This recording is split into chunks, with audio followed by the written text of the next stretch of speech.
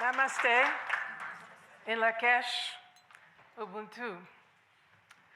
It's such a pleasure to be back at Naropa University. It's an institution that is always near and dear to my heart. Its mission of contemplative education is really at the core, really, of what higher education should be about. And so I'm pleased to be here to share my work regarding how do we connect this movement, this very special movement, to people of color, and in particular to low-income communities. How do we connect this? And let me begin by how I enter this work. I grew up in Laredo, Texas, right along the US-Mexico border. I grew up poor. No one in my family had graduated from high school. My father was a construction worker, and my mother was a waitress.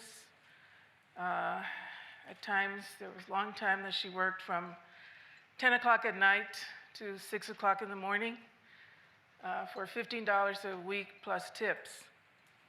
And so I didn't grow up with a lot of role models in my family about higher education.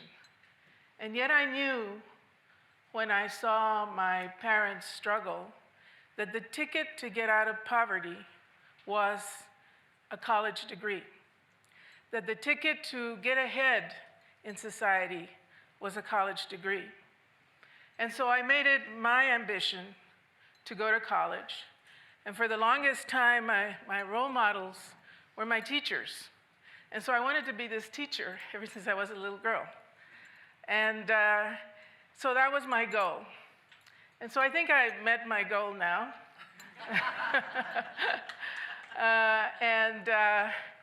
So this has been a long, long journey for me, a long trajectory that puts me now at the center of stages, communicating my thoughts about pedagogy and knowledge and all of the connections to inclusivity and to race and to culture, a very exciting movement. And so I think we're all here today with a common purpose. And so I share my work as a work in progress, and especially I'm glad to see the young people in this room who give me hope, because as I join that rank of elders, seeing these young people come up and taking this work forward is so important. And we need to, as elders, really help students in a way that, they too begin to see that there is hope and that this kind of education needs to be in place, not only in high-income communities, not only in affluent places, but even in urban schools and in rural schools and in schools where students grow up with hopes and with dreams, but not knowing how to realize them. So these are some of the questions that really I've been struggling with at times. How do we help students to really attend to both their intellectual capacities as well as their inner lives? How do we connect contemplative education to students from culturally diverse backgrounds? And how do we connect contemplative practice to social justice issues in and out of the classroom setting? So I want to begin with this poem that was shared with me by Tom Inouye, who was a fellow colleague of mine when we were fellows of the Fetzer Institute. It's a poem by Rumi. And Rumi talks about two kinds of intelligence. There are two kinds of intelligence, one acquired as a child in school, memorizing facts and concepts from books and from what the teacher says, collecting information from the traditional sciences as well as the new sciences. And with such intelligence, you rise in the world. You get ranked ahead or behind others in regard to your competence in retaining information. You stroll with this intelligence in and out of fields of knowledge, getting always more marks on your preserving tablets.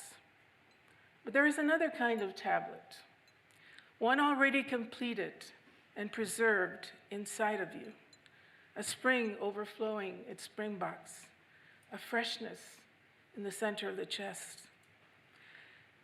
This other intelligence does not turn yellow or stagnate. It is fluid, and it doesn't move from outside to inside through conduits of plumbing learning. This knowledge is a fountainhead from within you, moving out.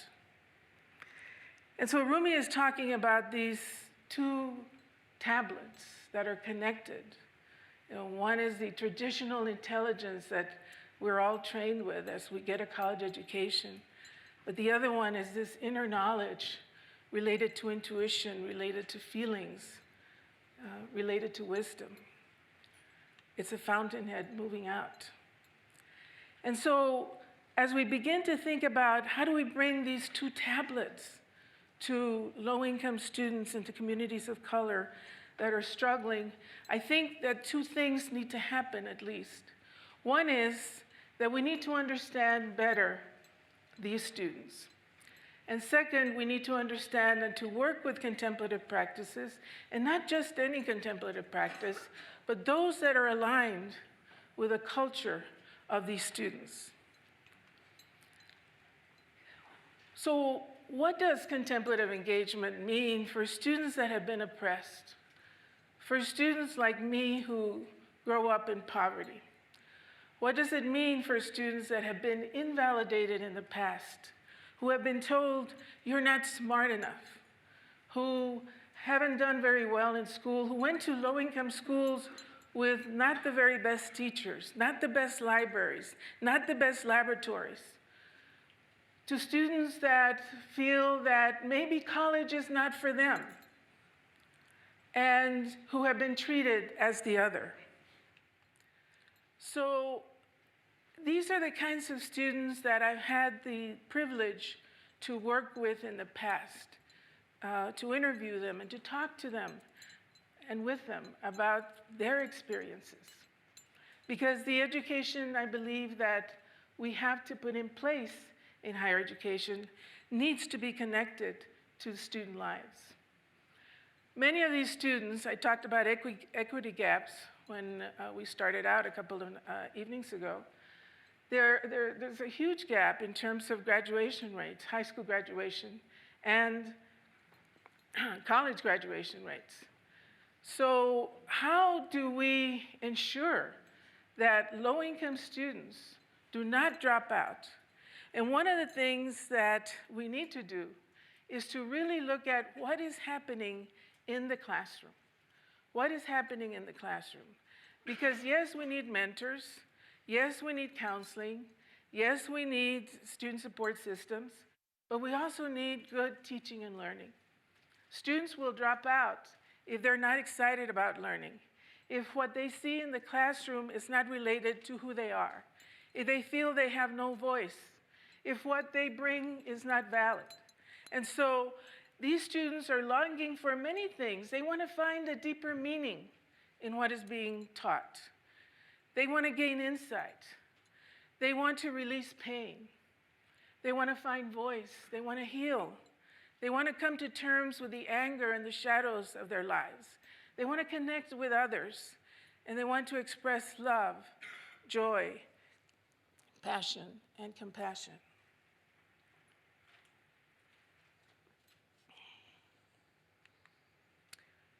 Another thing that faculty need to know about these students has to do with this whole notion that regardless of whether the student grows up in poverty, regardless of whether the student is the first in the family to go to college, these students have assets. They have cultural knowledge. They have cultural intelligence. They have strengths that we have not paid attention to. This is a study that I did with my colleagues at UT San Antonio, where we identified some of the strengths that these students have. One of those strengths is that they have aspirations. to do better for themselves and for their family. They have linguistic strengths, social strengths, they're able to form networks, navigational strengths, they're able to move from the world of the barrio and the ghetto to the world of college that is very different from their home realities. And often they do this with very little help. They have resistant capital. They can overcome hardships and microaggressions. They have ganas, perseverance, determination. They have ethnic consciousness, this whole notion of wanting to give back. I was so impressed and so touched with the spiritual nobility of these students who say, I want to be an engineer, but I want to do it to help my community. I want to get into Engineers Without Borders or Doctors Without Borders. This isn't an education just for them. It's an education to help their communities. They have spirituality and faith, a belief in a higher power, and a sense of meaning and purpose. They have a pluriversal consciousness, this ability to have both and thinking as opposed to either or thinking, and the ability to work through contradictions. And I have a whole report on these assets. If any of you would like to have that, I'll take your card and send you the link. But it was very interesting to identify the assets of low-income students. Now, the message here is that these assets can be leveraged in the classroom environment with what I call culturally validating pedagogic approaches. And contemplative pedagogy can leverage assets such as social, resistant, ethnic consciousness, and spirituality and faith. So let's look at what constitutes a culturally validating, high-impact contemplative pedagogy. I begin with the definition of contemplative practice, and of course, I think most of us know the work, the beautiful work of the Center for Contemplative Mind and Society that has really helped me in terms of thinking about the different forms of contemplative practices. And I think all of you have seen this tree. So, I looked at that tree, and you know, you've got so many things going on there. And so what I wanted to do was to identify, you know, which of these practices are really helpful to low-income students. As we enter spaces of reflection that go hand in hand with the development of practices that are contemplative in nature, one of the things that came to my mind is that this is a space not only of quietude, but it's kind of a difficult space to enter because it's also this space of vulnerability. It's entering a zone of tension, so to speak, a space of deep presence also where lots of possibilities can follow, a space that can lead to awakening and that can lead to transformation. And I was listening to a tape by Pema Chodron, and I became really fascinated with this notion of shaky tenderness, which I feel right now as I'm standing in front of you. So the founder of Naropa actually came up with that term and communicated it to Pema, according to the CD that I was listening to. And so to me, contemplative education puts us in this space of shaky tenderness. And you know, one of the things that we learn from that is that the path of fearlessness, the path to empowerment, involves the discovery of fear. And as we shake, you know, Trungpa Rinpoche says we may not discover bravery right away, and instead, beyond our nervousness, we find a shaky tenderness. We're still quivering, but we are shaking with tenderness rather than bewilderment.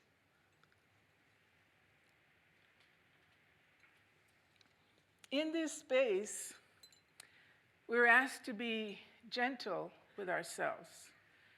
to face toward the fear, not away from it, to not give up, to be patient, because wonderful possibilities can follow.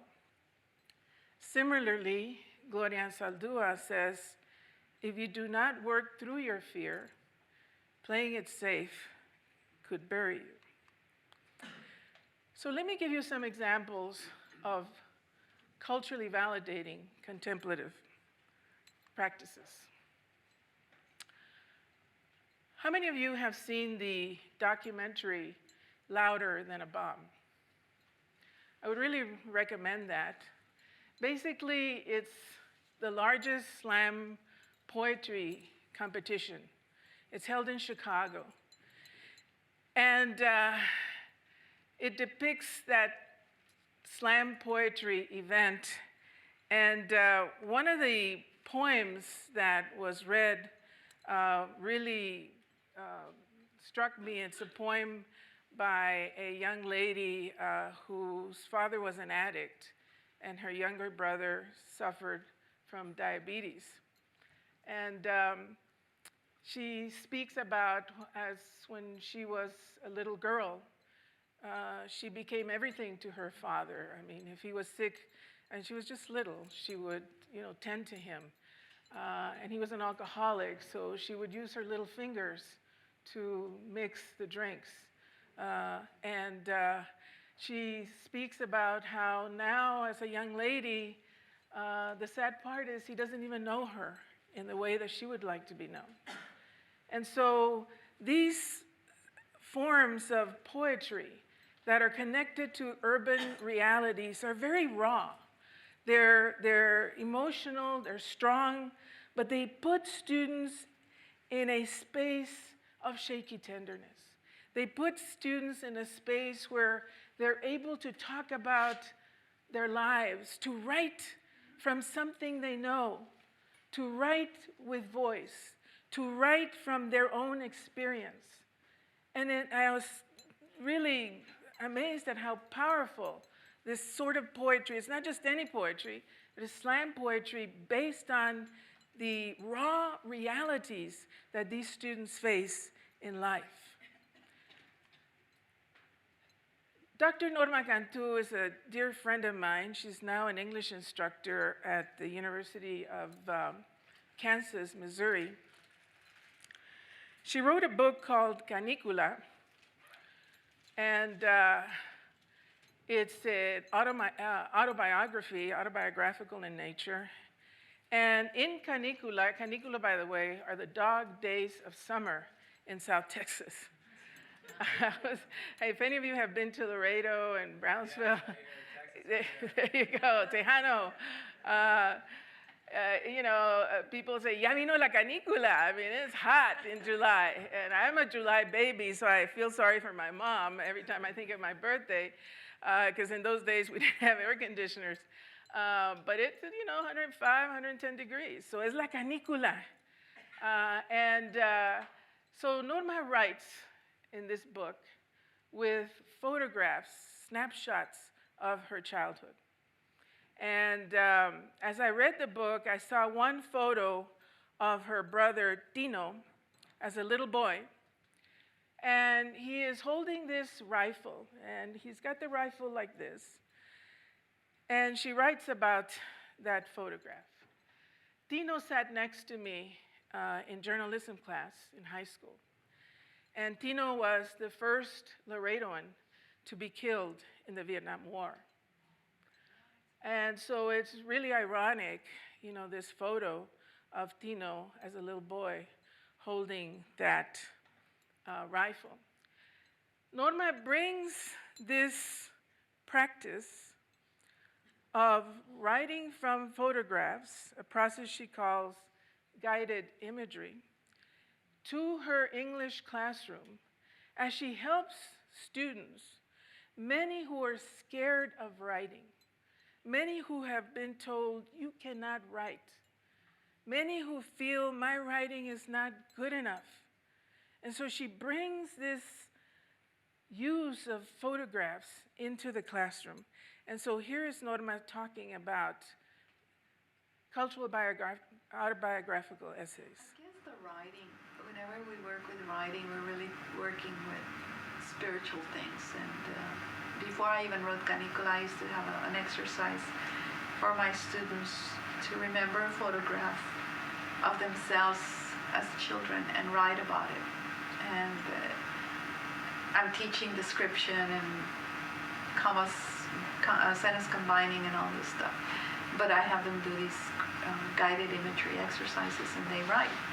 And one student was writing it, and it gets very emotional because it's about themselves and their families and all that. But I guide them. You know, we start with things that are more innocuous until we get to something that's more personal. And, you know, they wrote it and went home. And they take it home. They read it in their small groups. They take it home, revise, edit, and then turn it in for me to grade. And this one student came back, and her eyes were puffy, and she said, I cried all night. She says, you have helped me to know my mother. How? I had asked them to write it. She went and the picture she remembered was of her mom and she with her kid, her siblings all huddled around her mother. And so she wrote about that picture, and then she started talking to the mother, and so no durmió. She was up working on that paper all night and came back the next morning and told me this and was so grateful. I can't say that I can't take credit and say I did it. I allowed it to happen. And those are the kinds of moments. I mean, this is just one example of how something worked. So here we have the English classroom, and I still try to break it down into what's happening here. You've got the social justice issue there, transforming low-income students into proficient writers and giving students voice. And then, of course, you have the intellectual engagement that we all know about.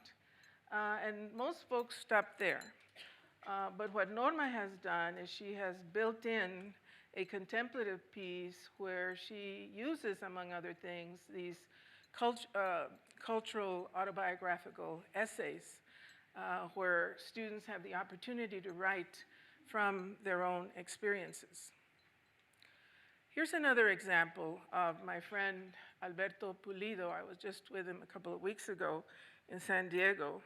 He's in ethnic studies, and he's got this beautiful project that he calls the Kajitas Project. Kajitas are boxes, and but the box can be anything, really. It can be a traditional box, it can be a basket, it could be a guitar case, it could be many different things.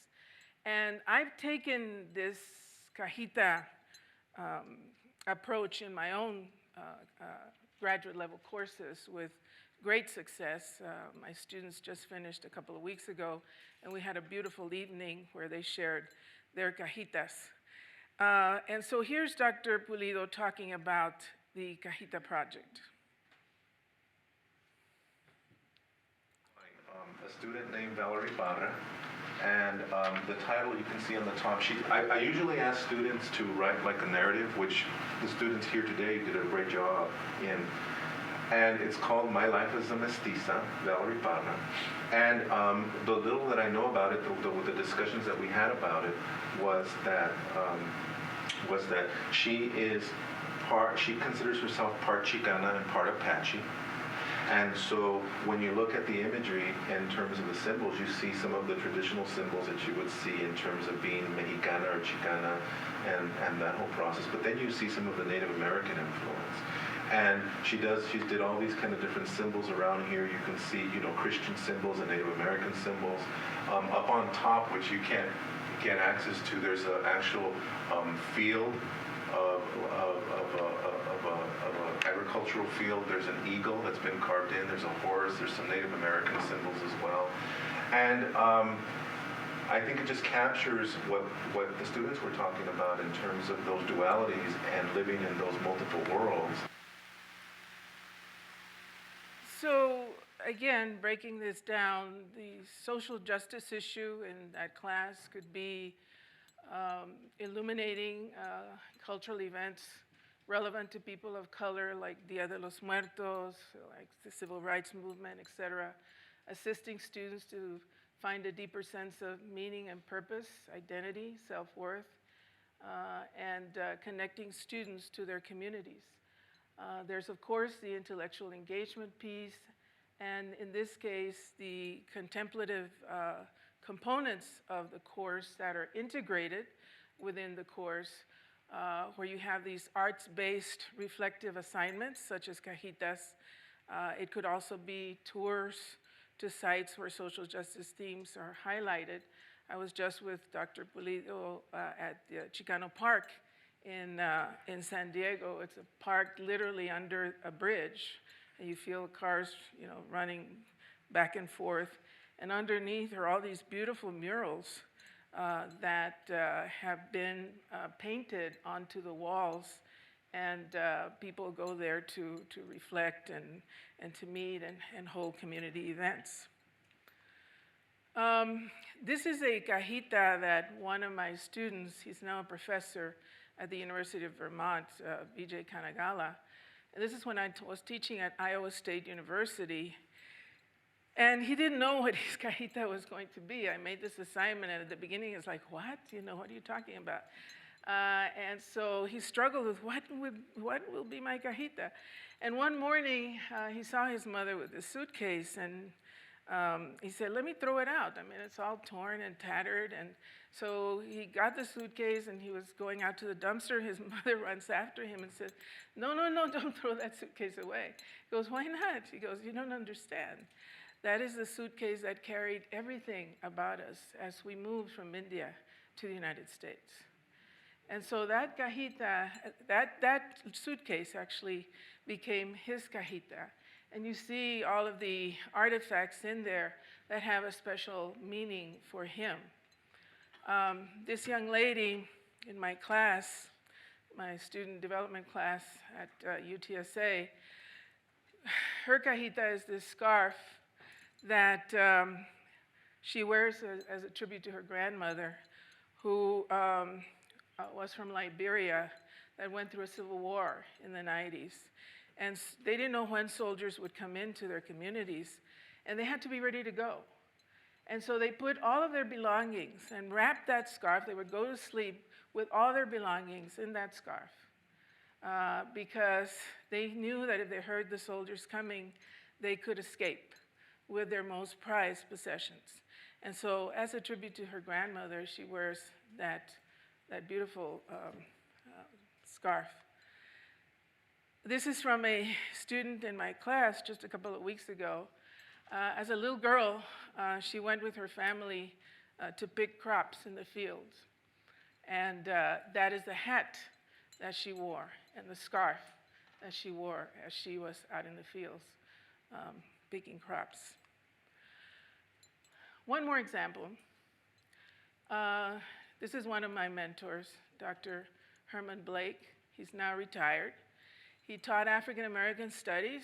He has a long history. Some of you may know him. Even worked in California at UC Santa Cruz, and president of Tougaloo College. I interviewed Herman Blake because he cares so much about students. He sets very, very high standards for student learning. And he employs audio narratives, photos, music, and engages students in self-reflexivity. So here's Dr. Blake.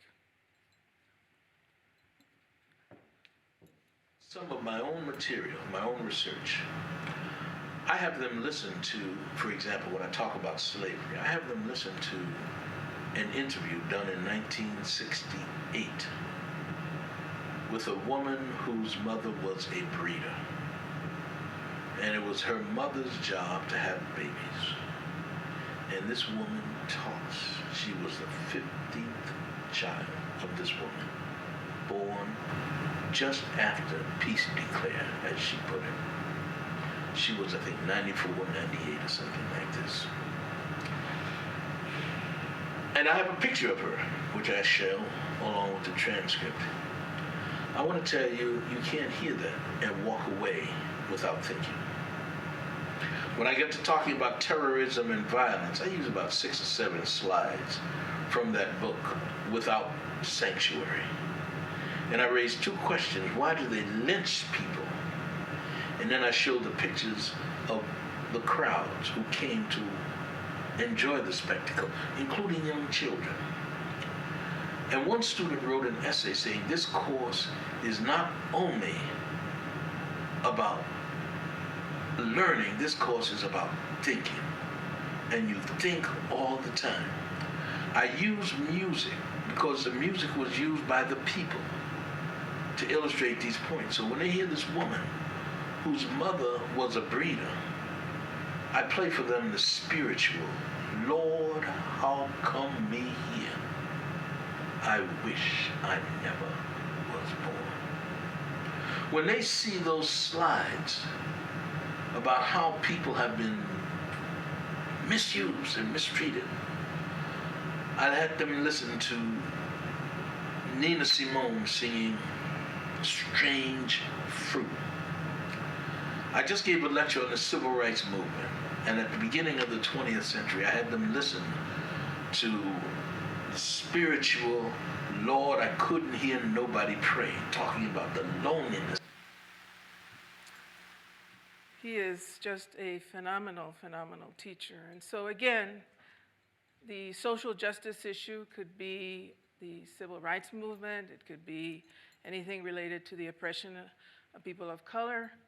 You have the traditional intellectual engagement and the contemplative possibilities that could exist in this type of classroom.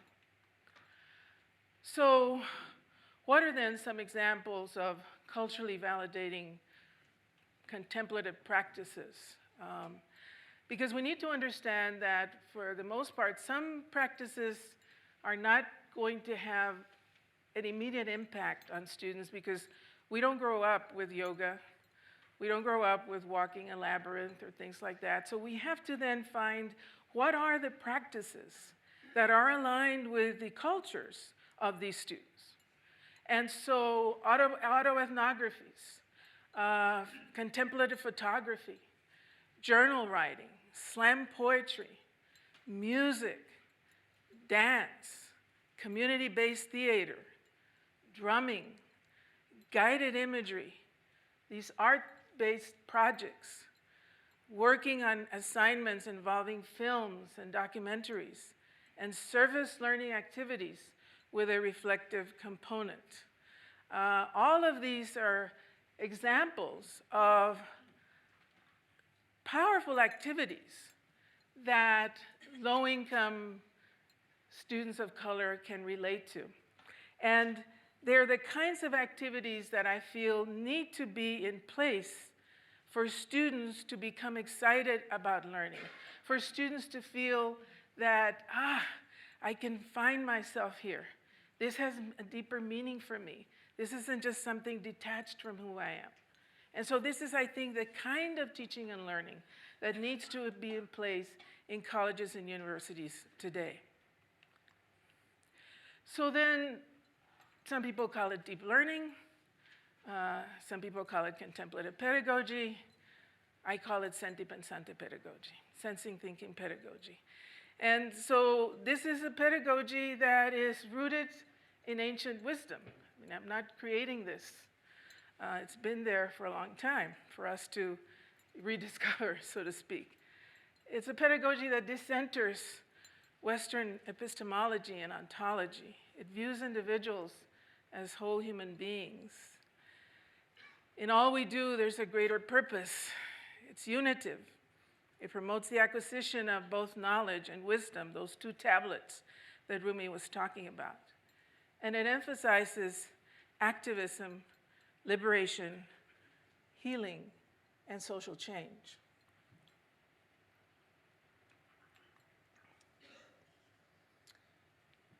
So how did I come about the whole notion of the word senti pensante? We need to turn up the speakers, please. A little lower, thank you. So this is when I was in Long Beach, and I was trying to find a word that would capture what these faculty members did in the classroom. Because when I asked them, what do you call what you do? They said, we don't have a word for it. And so a student from UCLA came and said, you need to read Eduardo Galeano's Book of Embraces. And so there's this beautiful passage there. Why does one write if not to put one's pieces together? From the moment that we enter school or church, education chops us into pieces. It teaches us to divorce soul from body and mind from heart. The fishermen of the Colombian coast must be learned doctors of ethics and morality, for they invented the word senti pensante. Senti pensante, feeling, thinking, to define a language that speaks the truth.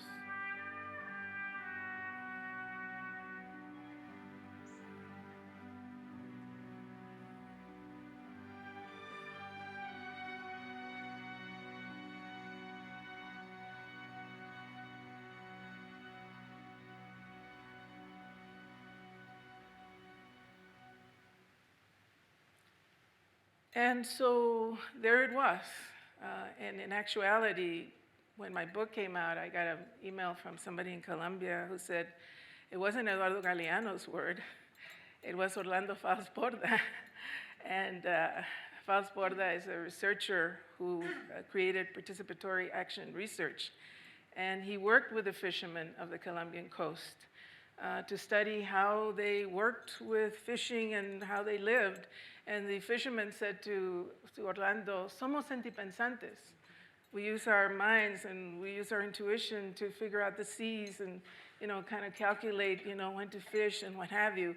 So it's a beautiful, beautiful, beautiful word.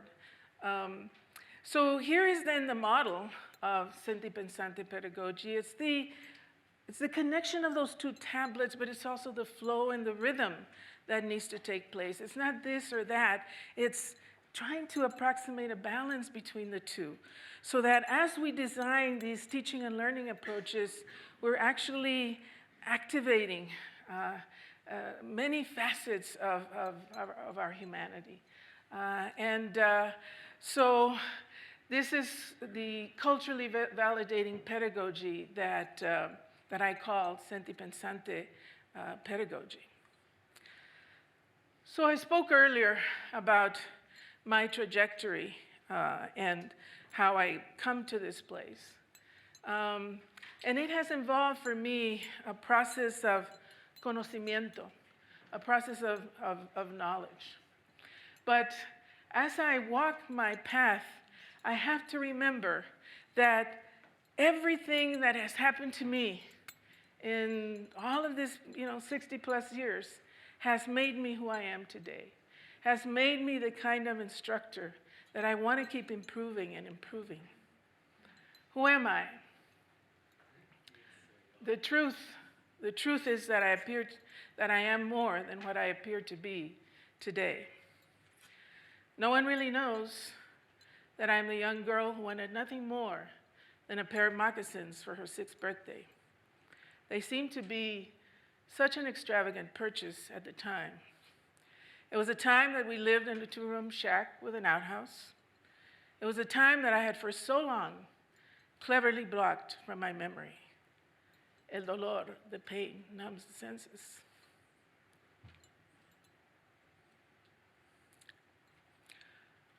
I am the high school student who didn't get invited to the senior prom because she looked unattractive. Unlike the girls who found their way into school clubs and organizations, not for what they knew, but for how they looked. The girl who was told by the sponsor of the Future Teachers of America that she would never be a teacher because she had made an F in chemistry. Teachers don't make Fs, she said. She didn't know that I had sprained my knees so badly that I could not walk to school for weeks.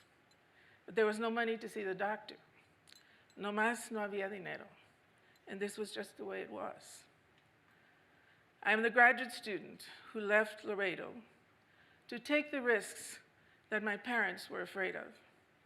The Chicana at the University of Michigan, filled with awe at the sheer fact that I was there and knowing full well that mi familia did not understand what I was doing or where I was going. Soy la mujer, haunted by childhood memories, buried deep in my subconscious, appearing to me in dreams of evil spirits, wanting to penetrate mi cuerpo, terrorizing my trembling body. I am a multiplicity of identities that frighten me, guard me, teach me, love me. And so I continue to be on this voyage, on this journey, that I walk with you. And I end again with Gloria Nazaldua's beautiful phrasing, Voyager, there are no bridges. One builds them as one walks. And so there's so much to learn still about how to gain equity, to ensure that all students receive the best education based on the highest standards of teaching and learning. An education that inspires, an education that helps us to gain wisdom, an education that develops our mental faculties, an education that takes this world toward healing. Thank you for walking the path with me, and it's a pleasure to share my work with you. Muchísimas gracias. Thank you.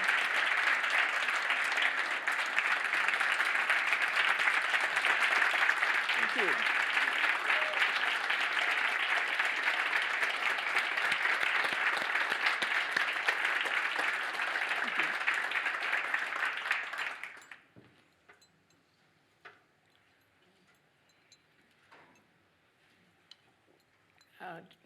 Judy, were you going to moderate this?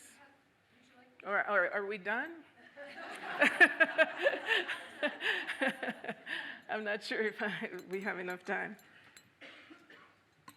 We have 10 minutes for questions, and do we have a portable mic that could be taken to people who raise their hands? That would be wonderful. We do want everything recorded because this is being filmed, and those who have not had the opportunity to be here will want to hear your questions as well. So questions? Yes. So David, you could just... Thank you so much. That was very moving. Thank you, David. But could you say just a little bit more about decentering Western epistemology and philosophy? Yes.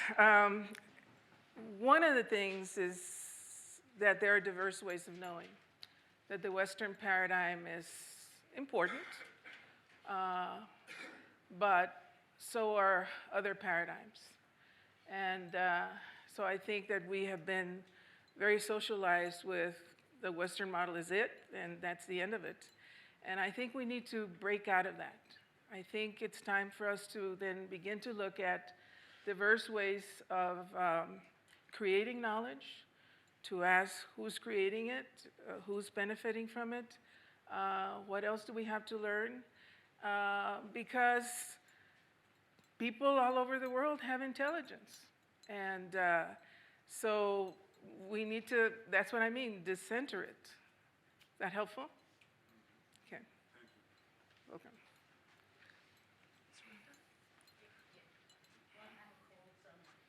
I better pass the germs around, honoring your wellness. Try not to spread things that are not helpful. Thank you. So, thank you so much. Thank you, Rhonda. I saw I guess maybe a version of this presentation. I think it might have been on Whidbey Island or some time ago. Mm-hmm. And it inspired me to really explore ways of inviting my law students to do some version of this kind of self-inquiry. Mm-hmm. Mm-hmm. Related to this question of decentering Western pedagogy and epistemology, the one piece that I work with, and I invite your reflections and maybe others in the room as well who work with this particular piece that I think is both in, centered in Western pedagogy, but also can show up even in these forums that we've described of having students do culturally engaged contemplative practice. And that's the piece that's very that the inquiry is individualized. Now, of course, they're looking at community and relatedness, but one of the things that you can't do so much in one class, but the idea of both having students reconnect with themselves and their heritage and their communities of origin and those values, but also with each other and somehow come up with some collaborative project that also helps them build a new story of where they might go and new communities and how to build them together. So I don't know if you also are including some sort of projects that get the students to not only look at themselves and their communities of origin and their histories and all of that richness, but also try and figure out ways to create new stories of new community that emerge out of the classes themselves. And I'd love to hear a little bit of those and maybe others as well. I think that's certainly, I mean, there are many ways to enter this work, I should say, and I've given you some examples, but this is not the end of it. I mean, those are ideas that, need to be developed, and I'm sure people here have many other ideas. So one of the key points I'm trying to make here is that if we're going to take this movement, and many of us already have, and many of these professors have been doing this a long time, much longer than I have, to low-income communities, then it needs to be aligned with their culture. You can't go in there and just throw out whatever. And it also involves our own preparation. Entering this space of reflection and shaky tenderness and things that break out in the class, not everyone is prepared to do that. And I tell people I'd rather you not do it if you're going to do it in the wrong way. So the preparation needs to take place. Part of that preparation is having our own contemplative practice. Part of that preparation is doing the readings on different forms of contemplative practice, of coming to institutes such as this. So there's ways. It's the same thing as, you can't just all of a sudden tell somebody, go teach this women's studies course. I mean, you've got to have done the work to know about that. You can't tell somebody, go teach a diversity course. You have to have done the work related to that. It's the same thing with contemplative education. You really need to have the knowledge and the training behind all of that. It's taken me a long time, and I'm still learning with how to use these practices. That's another question back there. Can you hear me okay? All right. So thank you so much for this really thought-provoking presentation. And I'm experimenting right now in a required 100-person engineering lecture class with contemplative methods. And I'm using the creativity of the design process as the entry point to bring in contemplative practice. And the students need to come up with some kind of idea for how they might move the frontiers of civil engineering. They're pretty new in the field.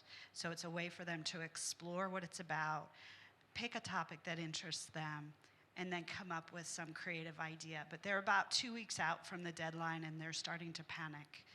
And so I was thinking of doing like a beholding exercise with them, where I would ask them to bring an image into class of something that intrigues them about the problem they're working on, and then write about it, share it with their students, and try to tap into that inner creativity within them. But in engineering, that design process tends to be, I think, less connected to, say, the highly personal aspect here. It's kind of service-oriented towards what does humanity and society need, and maybe I can fill that need somehow. So I'm just wondering if you've seen, these kinds of approaches applied within that context, and have any advice of how to do that? Yeah, not in engineering, but I applaud what you're doing. But I have interviewed students that are working on their engineering degrees. And as I mentioned earlier, one of their strengths that I hope you can tap into is this notion of giving back. You know, placing them in communities where, you know, they have some kind of engineering project that is going to help that community, and interacting with the community members, and then having them come back and report not only on the project, but what this means for them inside here. You know, what does this activate in them as they reach out to the community? Great idea. Thanks. Yes, James. Yes. It doesn't surprise me at all, but it gives me great joy to see how humanly brilliant you can be. I have a point of what I think of as intuitive agreement that I'd like to ask you to comment upon. You know that for years in NTLF I've talked about... I'm sorry, I can't hear you, James. You know that for years in NTLF I've talked about teaching and learning as a sacramental transaction.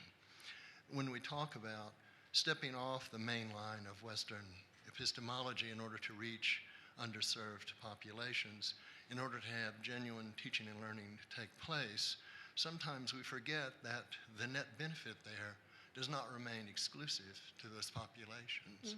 But anytime the sacramental transaction takes place, it reaches all of humankind. Yeah, and in fact, these faculty teach a wide range of students. And I teach a wide range of students, so yeah.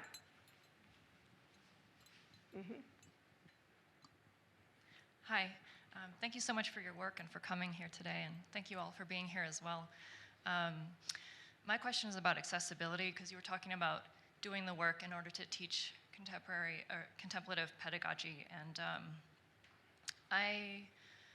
you know, people from rural communities, people from inner cities often don't have access to this kind of training. They can't take the, you know, time out from work. There's a huge opportunity cost, plus the expense of, you know, doing the training. So I'm wondering what your thoughts are on that and how to kind of shift the balance there. Well,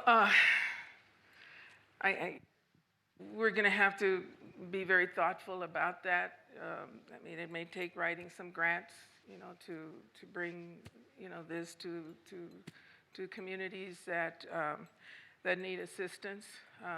It may take partnerships. For example, Naropa in partnership with low-income schools in the Denver area. I mean, it just requires us to be really, really thoughtful about how we're going to do this in a way, and I don't have all the answers. We're going to walk that path and build those bridges as we walk. But you know, get a group together to figure out, you know, some ideas about how this can be done. Because I think that we need to do something to reduce the high school and the college dropout rate of underserved students. We can't afford to lose those students. And one of the reasons they're dropping out, I believe, is because they're not finding classrooms that inspire them. One more question.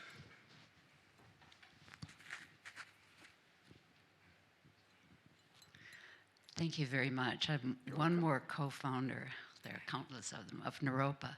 And I feel what you're presenting is really what was there not that we haven't grown and matured, but what was there at the very beginning, which is this arts-based education and life, the art of life. And somehow, I mean, I've been thinking, the reason I came this weekend, I thought, I just have to know where Naropa is, and because I know where I have moved to, and I love Naropa. And I feel you're touching, I mean, I sometimes think we need to have the arts in every single classroom. And that was something at the beginning. And you're fanning that breeze. I'm just so thrilled. And since I'm the last, just thank you on behalf of all of us and all the people who aren't here. This is just wonderful to hear. Arts, music, song. You're reminding me of the Aztecs. They had a way of looking at beauty that they call flowers and songs, that everything of beauty, whether it be a beautiful building or just a piece of art, was like flowers and songs, because what could be more beautiful than flowers and songs? Thank you very much. Muchas gracias.